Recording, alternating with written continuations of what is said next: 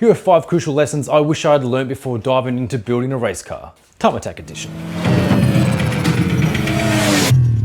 Lesson number 1. Your plan. That's right, take your golden ticket plan and chuck it in the bin. Oh wait, before you set fire to your plan, hear me out. Having a plan or at least a clear direction for your build is crucial. You need to know what you want from your car. Is it going to be a show car, a street car, a track car? If so, what kind? Drag, circuit, time attack, roll racing. All these questions help shape your vision. The problem comes when you think your plan is the be-all, end-all. I learned this the hard way. I spent over 30 hours meticulously planning out each detail, modification, and order that I'm going to modify my Skyline and build it for time attack. And about 0.5 of a second after I started doing this build and undid the first bolt, the entire plan was in the bin. Why? Because as you gain new information, your priorities and methods will change. You will find better ways to do things, or you may even discover that parts of your plan are unnecessary or even counterproductive to your end objective. And sometimes you just need to take it all, chuck it in the bin, and start from scratch. Which leads me to lesson number 2. Start with a blank canvas. Croissant. You're thinking, what's a blank canvas? Well, a blank canvas is essentially a shell of a car, whether it's rolling or not. And you're probably thinking, well, why would you start with that? Well, for starters, that's what I was told by someone who used to develop race cars. And secondly, from my experience through navigating already pre-laid hoses, lines, wiring harnesses, and also having to remove parts to get access to another part that I either need to replace or upgrade, it just becomes a really overly time-consuming process. So what you should do, essentially in the beginning, is strip your car down to nothing if it is a fully assembled car, which in the short term will take you longer. However, in the long term will save you a lot of time. Because now with your blank canvas, you can set up the car exactly how you want, choose what goes back in and what doesn't. You can rewire your car, lay your lines and hoses in a manner and position that you want them to be. You can literally customize your car to suit your end objective and exactly how you want it. Lesson number 3, choose a path. Yeah, I like this one. Now this extends beyond picking a direction for your build, like we mentioned earlier in the video. This is for the times when you face a fork in the road where big decisions must be made, which will inevitably alter the direction of your build and yourself. For example, when I had to make the choice to cut into the rear quarters of my Skyline so I could put larger ones on, at the time that was perceived as a really big and invasive decision, as I hadn't done something like that before.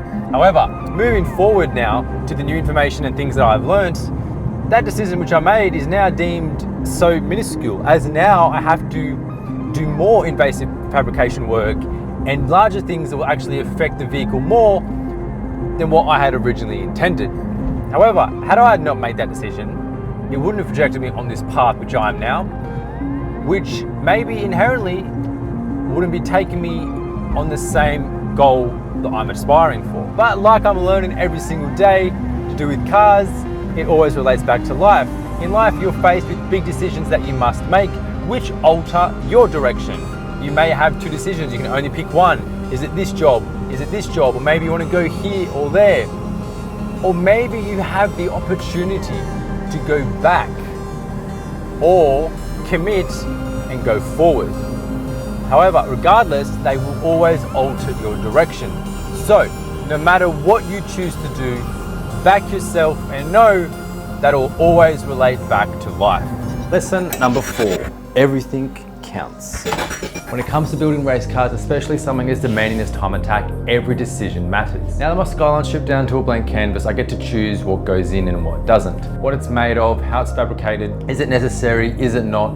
This level of precision isn't just a luxury, it's a necessity. Let's take weight for example. Let's just say you have part X and it weighs 500 grams and you think, oh, 500 grams, that's not much. But then you apply that same mindset to part A, B, G, H, Y, and Q, and all of a sudden you've added several kilos of unnecessary weight to your car. And overlooking these details can mean the difference between shaving milliseconds off your lap times and falling short of what your true potential and the car's actually really is. This kind of attention to detail extends beyond just the weight side of things. It applies to every single aspect of your car.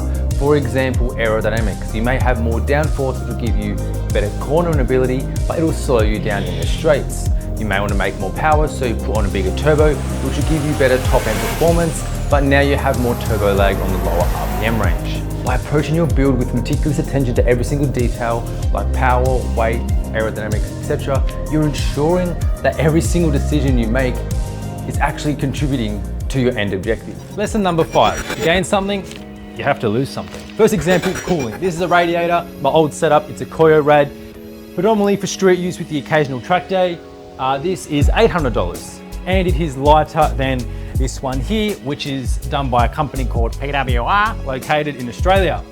Now, this setup here is $3,300, which cools better, but it is heavier, coming in at just over 11 kilos. Yes, I'm adding more weight, but I am gaining better cooling, which for track reliability and obviously maintain a certain power level is important. But it's not just cooling it applies to, it also applies to things like roll cages.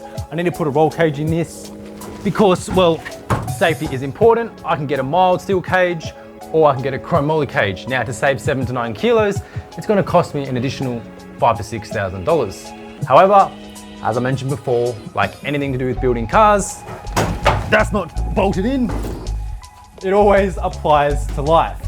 To gain something in life, you have to lose something too. You want more power in your car, you're gonna lose fuel economy, you want better handling, you're gonna lose ride quality. And with building cars, especially race cars, once you reach a certain point, you're gonna be outlaying more money for a marginal gain. I try to keep this short, sweet, and informative. I hope for those of you out there who are aspiring to build cars or race cars have learned something from this, or at the least been entertained. Thanks for watching. Don't forget to like, subscribe, and I'll see you in the next one.